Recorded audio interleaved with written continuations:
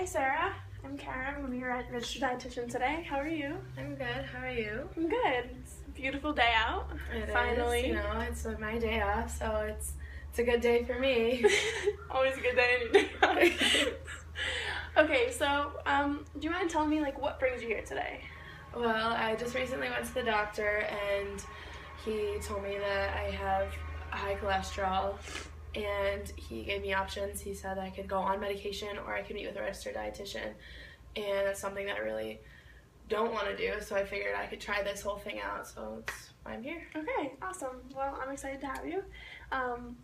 So I'm just going to ask you a series of questions just to figure out what we can do, and so are you ready to get started? Oh, definitely ready to get started. All right.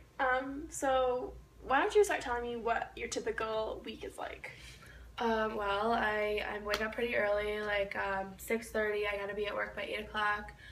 I work from 8 to 6 or 7, and by then I'm pretty exhausted, so I pick up food almost every day on my way home. It's just me at my apartment, so I don't really have much else going on, and I just kind of hang out in that, and work is pretty much my life at this point.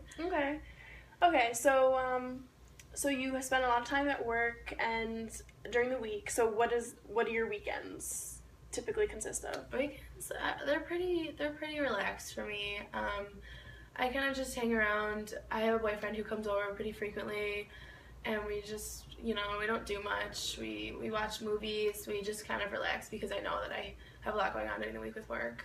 Okay. All right. So,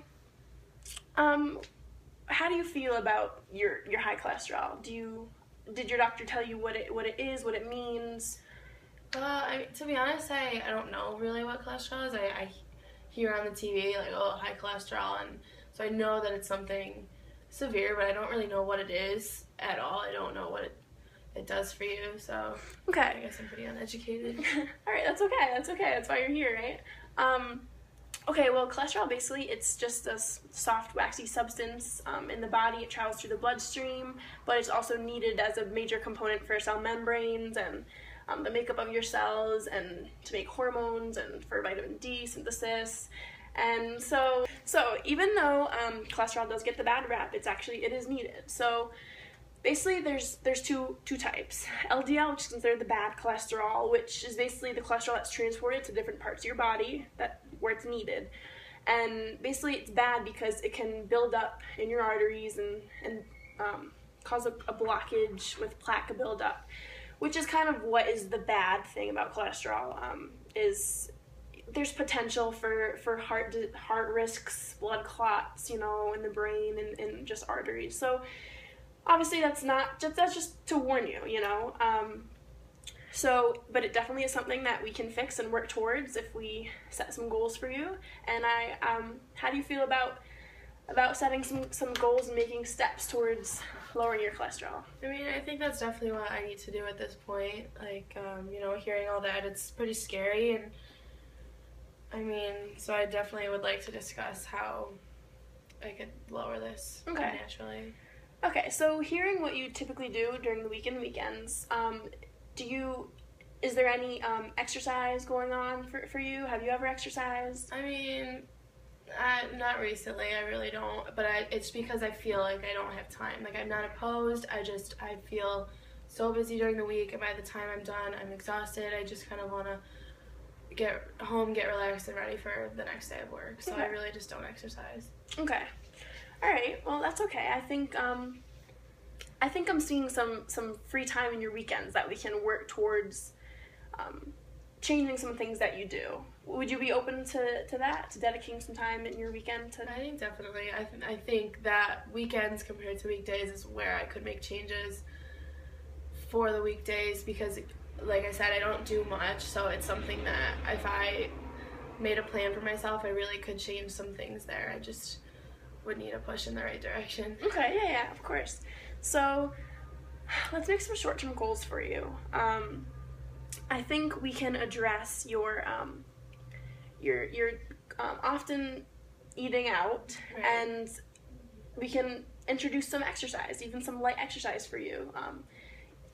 So how do you how do you think we could go about that for you? What's realistic?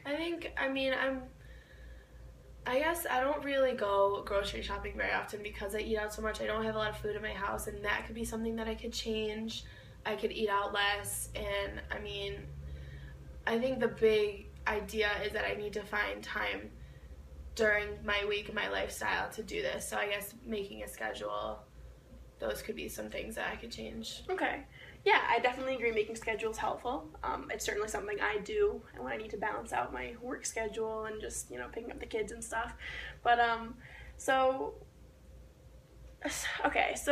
you said you would be willing to, change the way you eat out and maybe interested in some exercise. So on the weekends, what about maybe dedicating some time in the morning or afternoon with your boyfriend to go either for a walk or even like make a trip to the grocery store with him to buy stuff for the next coming week?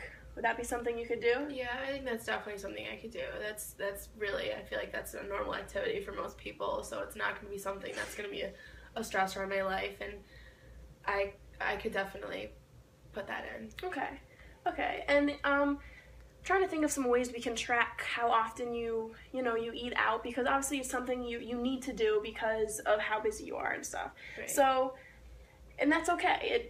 People do it, but I think, if you go grocery shopping and you're going to have stuff in the house, it'll be easier to make a lunch. So, why do you think that? What prevents you from making lunch? And I think it's unrealistic to say that I'm not going to eat out ever, because that like I said, I do it very often. But you're right, I could start doing making lunches. And I think the reason I don't is because I know that my coworkers, especially at work, we kind of all have the same lifestyle. So someone walks around with a takeout menu, everyone marks what they want, and I just kind of go with the flow. But because of this, I need to make that lifestyle change, so I could start making lunches. It's going to be a big change for me, but it's something that I need to do. Okay, all right, good.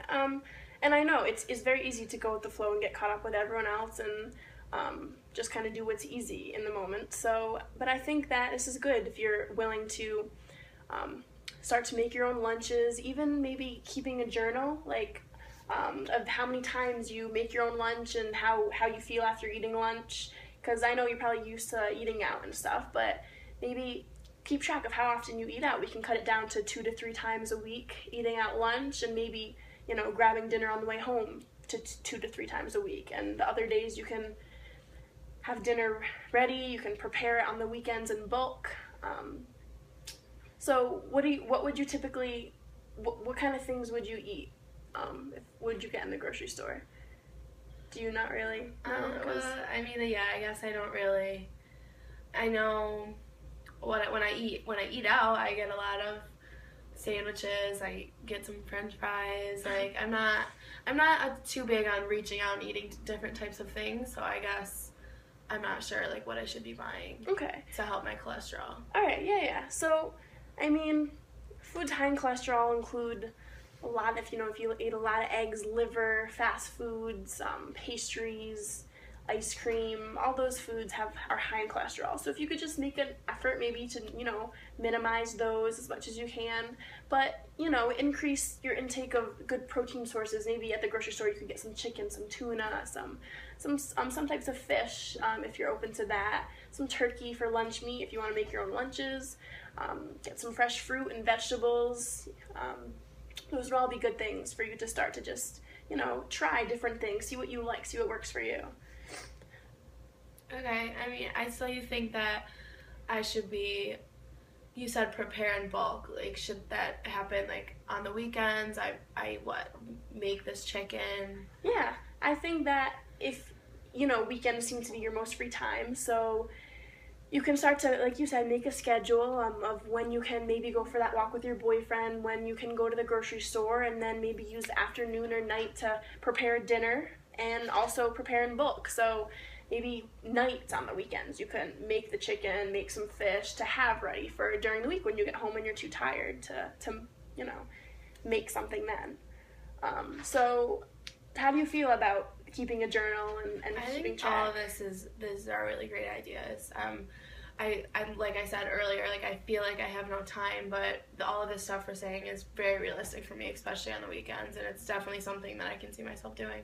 Oh, awesome. Okay, so how would you rate your confidence now in terms of what we just said and your plan from 1 to 10? Like, do you think that you're capable of doing what we just said? I mean, I think that it's going to be different for me, so I'm not completely like, I'm going to go home and completely switch things around, but I'm probably like between the 7 and the 8 right now, which, it's because this does seem really, really realistic Right. for me to do these things. So Good. I feel a lot better, especially knowing what cholesterol is and what it can do for my body.